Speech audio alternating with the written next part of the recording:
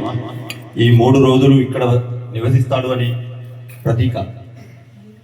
అట్టి సాంప్రదాయం ఎప్పటి నుండో, మరి ఎప్పుడు పుట్టిందో మనకు తెలియదు, పూర్వతరాలు ఎన్ని గతించినాయో మనకు తెలియదు.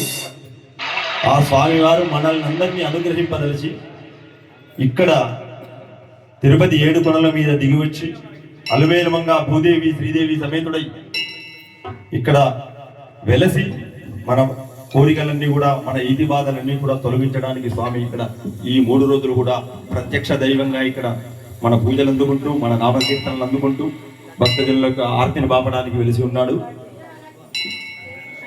ఇంకొక ముఖ్యమైన విషయం ఏంటంటే, ఇప్పుడు సాంప్రదాయం ఉందో లేదో నాకు తెలియదు కానీ మా తాతల కాలంలో ఒక మాట చెప్పేవాళ్ళు.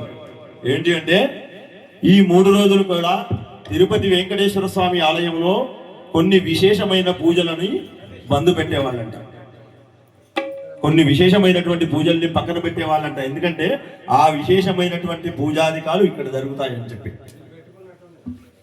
అలాంటి లక్ష్మీ వెంకటేశ్వర స్వామి గంగాపురి నివాసుడు మనందరికీ కూడా ఆయురారోగ్యాలను ప్రసాదించాలని, చల్లగా చూడాలని కాంక్షిస్తూ స్వామివారికి అమితమైనటువంటి ఇష్టమైనటువంటి కీర్తన అన్నమాచార్యుల వారిది